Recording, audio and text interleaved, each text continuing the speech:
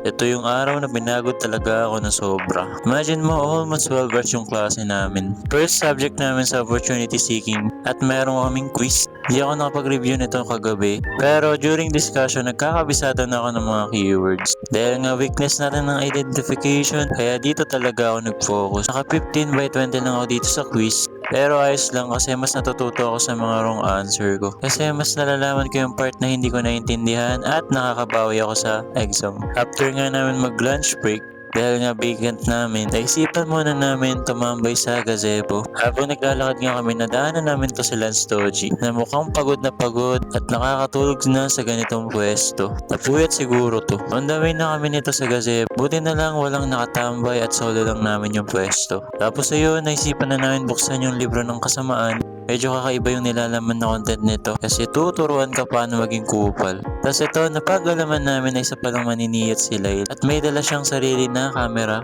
Akala ko nga ako lang yung maniniyat na vlogger sa grupo eh. After namin tumambay at magkwentuhan, pumunta na kami sa second class. Dahil nga wala kami yung prop nito, pero pinagawa lang kami ng group activity habang ang bigat namin dito 3 hours. Kaya kung ano na lang yung mga pinagagawa namin. Tapos ito nga, nabutan ko si sekretary na binabasa yung libro ng kasamaan.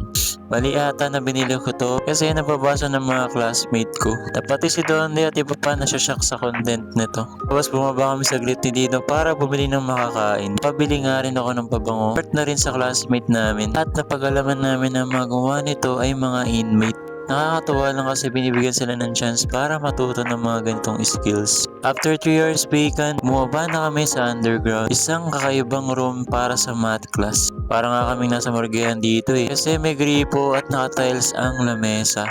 Dahil nga masikip at walang whiteboard, naghanap si Miss Mayor ng another room kasi mahirap talaga magturo ng walang sulatan lalo na kung math pa. Di talaga ako part ng math class pero gusto ko kasi matuto. Gusto ko malaman kung ano yung pag-aaralan nila sa math. Kaya ito, sinamahan ko na rin sila. Dito nga nakakaramdam na kami ng antok at pagod. Pero nilalabanan na lang namin hanggang sa matapos at inabot na kami ng gabi. Pero ang ganda pala ng viewing dito kapag palubog ang araw. Na para bang realistic anime. Nagawian na nga lahat at nakasabay ko nga itong tatlo sa bus. Ramdam ko yung mga pagod nila legit. Sa haba ba naman ng oras sa klase. And ayun lang for day 29 of 365. See you ulit mga boss.